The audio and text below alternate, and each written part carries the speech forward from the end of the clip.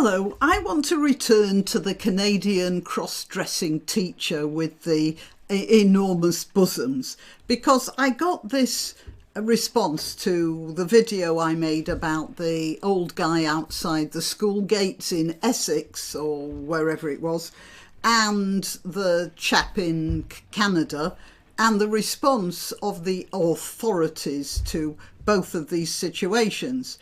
And I said that they were both having a very bad effect on the students. Now, I've been doing a bit more research into the Canadian chap, because a lot of people have said he's a troll. And then I've read other stuff that says he isn't. So the point is now, I don't know whether he's a troll or not, but I do know that the effect he's having is very bad. Now, he is exposing the castration of the authorities to deal with such situations. But even if that's his intention, it's something that's going to have a bad effect on the kids. So this leads to a website. I am actually not sure where it comes from. Pro-Ulyanovska. I don't know whether that's Russian or it seems to be Ukrainian, but yeah, whatever. What ended the struggle of the troll worker with mega breast with a tolerant society? A year ago, Canadian teacher Stephen was accused of being too masculine and very bad for transvestites. Then he decided to go the other way and became known to the whole world. So, you see, I don't know whether they're being accurate here. This is just what is this person is saying. The beginning of the story, worthy of a film adaptation, you can read here. Stephen decided to prove by his example that society is so much carried away by the game of tolerance that it already loses all common sense. Well, if that was his intention, that's true. But it's still not something he should be doing. And simply because he is having an effect on his students. Things were going well at first after Stephen began to call himself Kayla Lemieux, wearing huge breasts. Oh, by the way, Lemieux means the little one, which is sort of interesting. Wearing huge breasts and calling clothes, well, it looks like a translation. Parents began to protest against such a teacher, and many threatened to take the children from the school where he worked. Now, I have read that there are many students who will not turn up at that class. They don't want to turn up. So whether he is trolling or not, he is having a bad effect on the children's education. And whether he is trolling or not, he is certainly having a bad effect on the children's psychological development. So in every way, however angry he, whether he's simply a nutcase or a troll, it doesn't matter. We have to think of the effect that he is having on his students, not only on his students, because he's walking through the whole school. So through the whole school, you notice it has been pointed out he's wearing his mask wrongly as well, but my assumption is he's not wearing the mask for sanitary purposes, but for disguise, so that if he does, whether he's trolling or not, if he goes back to masculine attire, he won't be recognised so easily. Only now has a decision been made on this matter, and we can safely say that Stephen has lost his difficult battle against a tolerant society. Now, look at this. He was allowed to go in this form for lessons, but the students were forbidden to take pictures and shoot a video. So this is something that we have to be interested in. That is, the authorities were allowing this man to do what he's doing, and the only strictures they're putting on that is that the students can't post pictures of him. It can't be spoken about. Now, that rather reminds me of a situation in when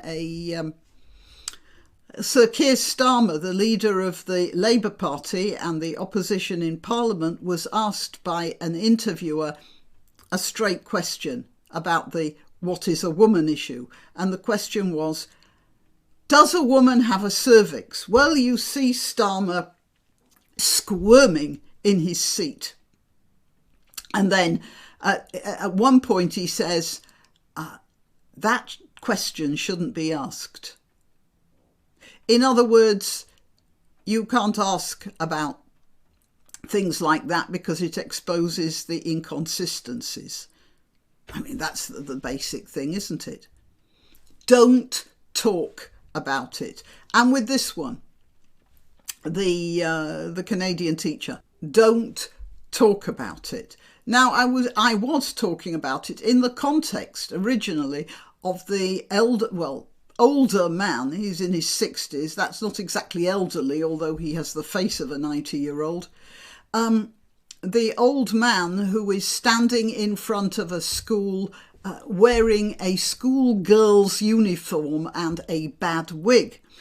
And I said that the police should be doing, well, I didn't actually say the police should do something about it. I said the police could find a crime if they wanted to, as indeed they have often done. Now, it's true, just standing in front of school gates is not a crime, but loitering is. So I got this response underneath that video. The teacher with the exaggerated bosom has been discussed elsewhere. I never said it wasn't, by the way. And the consensus of opinions expressed there was that, well, you know, I'm not taking anyone to task about grammar in computer quick responses, because sometimes you can't even see the screen properly, especially if you're typing on your phone. There was that he was simply making a mockery of the system that allows his behaviour, and he is not mocking women. Right, so let's just look at that. It says here, the consensus of opinions. And let's talk about the consensus, because a lot of the COVID lockdown stuff has been in the context of the consensus. The scientific consensus is that masks are better, or this, that and the other. But, you know, during the 16th century, the scientific consensus was the Ptolemaic astronomical system was the right one. And it wasn't. Scientific consensus is not proof of truth. And when people start talking about the consensus of opinions,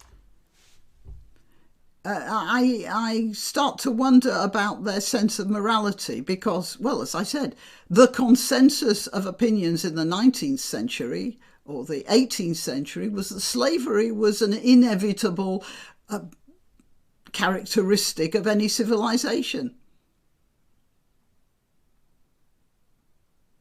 The consensus of opinion in Afghanistan is that women don't really need an education because they're just there to have babies. The consensus of opinion in many countries is that the death penalty is a good thing. I don't happen to believe in the death penalty, by the way, as you will have noticed. And it's not because I don't believe some people shouldn't be put to death. I think some of them richly deserve that. But the problem is you can never be 100% sure that they're the guilty ones.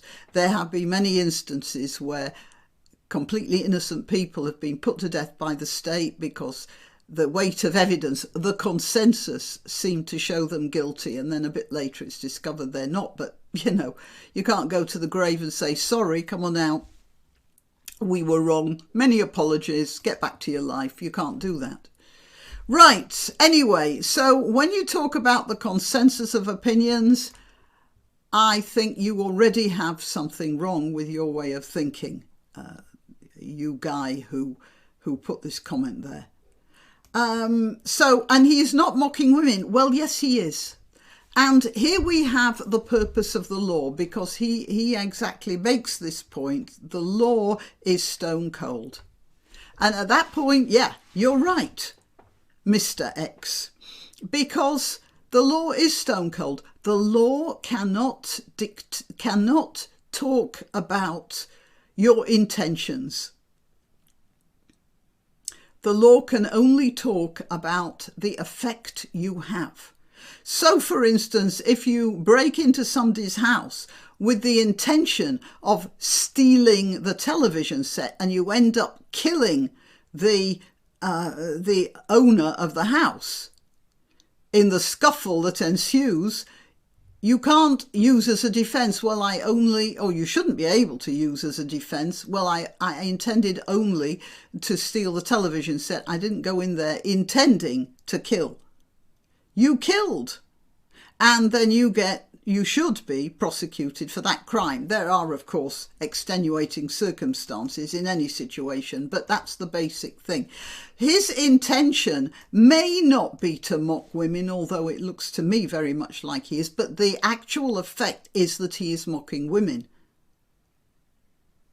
And whether he's a troll or a word I can't use that begins with P, he is mocking all the girls at that school and the female teachers.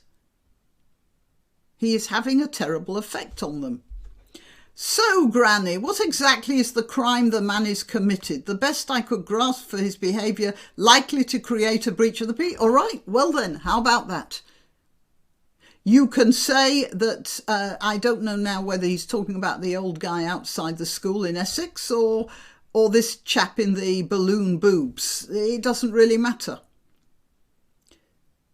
He is likely to cause a breach of the peace. He is likely to irritate a parent so much, especially the guy outside the school, that a fight might ensue. So there you are. I mean, the police can cook and have cooked up almost anything if they wanted to. Right, just a minute. Before I carry on, I'll say I'm granniopteryx. I'm on YouTube, Rumble, BitChute and Minds. I'm still waiting for the Essex police to... is it Essex? Anyway, the local police to contact me about their behaviour in regard of that guy outside the school gates. By the way, none of them has got in touch. All right, granniopteryx. On YouTube, Rumble, BitChute and Minds. I am also on Twitter and Gab and Parler at granniopteryx. I let you know when I've uploaded a new video on those platforms. Also, share and subscribe. Check that your subscription is still live if you're on YouTube, and you can help me financially as well. Buy me a coffee or one of the other links in the description. All the links are in the description. Right, so we'll get back to Mr. X here. What exactly is the crime the man is committing? Okay, breach of the peace. I'm not a lawyer of any sort, so I don't know. I am absolutely certain you could find something, because he's going to cause somebody to get themselves a criminal record for assault sooner or later. And that's probably what he's angling for. And I'm not sure they even have that one in England. Oh, yeah, they do. And even if they did, the best they could do is remove him from the area where there may be irate people threatening to do him harm. So the removal would be for his safety. Fine, fine, fine, fine. That is fine as far as I'm concerned. I'm talking here about the effect, not what's going on inside his mind. So you see, this appears... to be a commenter who is talking about intentions all the time and not effects. That's his mindset by the looks of things. And in my opinion, when you're talking about the law, intentions aren't the important thing. You're delving into the realms of thought crime. And here you see he is talking all the time about intentions and what's going on in an internal world. No, this is not thought crime. It's thought crime when this man sits at home and starts fantasizing about standing outside the school gates in a girl's uniform, or walking around the campus in Canada in an exaggerated outfit of various sorts. That's thought crime. This is not thought crime. This is out there having an effect. So actually, Mr. X, I don't know what you think you're talking about.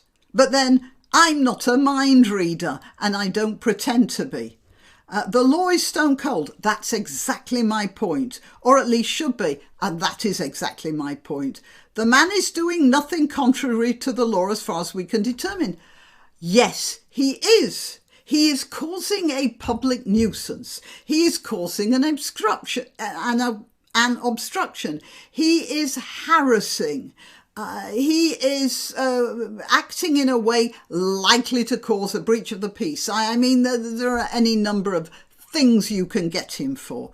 And should any irate parent decide to assault him for his attire, they will and should feel the full weight of it. So you see, here is Mr. X actually saying what I was saying before, that somewhere along the line somebody is going to punch this guy in the nose and then we'll get a criminal record. But that's not what the law should be doing. You shouldn't be allowing people to push other people into criminal activity. And I don't think Mr. X here is thinking this one through all that well. If you want to get angry with the teacher. Yeah, but I am angry with the teachers. So you haven't been paying attention, have you, Mr. X? The people are supposed to act in loco parentis while our darlings are in their charge, yet they teach the perversions and get paid for it. Well, I don't exactly know what he's saying there, but to a certain extent, I have already said that the teachers are being, that we have a problem with teachers. So he's not saying anything I haven't already said, which in my opinion are far more likely to be damaging to children as they're taught by people in authority than the behaviour of someone I'm sure the children call a weirdo standing outside school. That's a bit of a word salad there. Yeah, I have made other videos about what teachers are teaching. And I'm not talking about that now. I'm talking about a specific example. So, Mr. X, I don't really know what you think you're talking about, but I did want to go through it. And I did want to talk again about intentions. Now, there is something else I want to talk about. The views for this video have been very low. I am assuming that I am being shadowed in some way by YouTube because I'm talking about an unpleasant subject. Either that or because I'm not monetizing. I wasn't monetizing that video and I'm not going to be monetizing this either. So you can see how when I choose to take a subject that's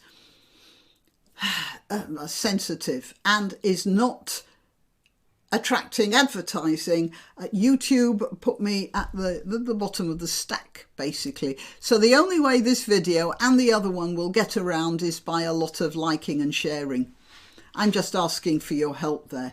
Okay, well, yeah, that's my comments on the comments surrounding the cross-dressing people who are actually damaging the minds of our children. Right, till next time. Why not treat yourself or a favoured relative or friend to these magnificent examples of merch? The mugs and t-shirts come in the granniopteryx design or Grambo with a firearm or the more deadly knitting needles. Go to www.granniopteryx.com and whatever platform you're watching this on, please click like, subscribe and share.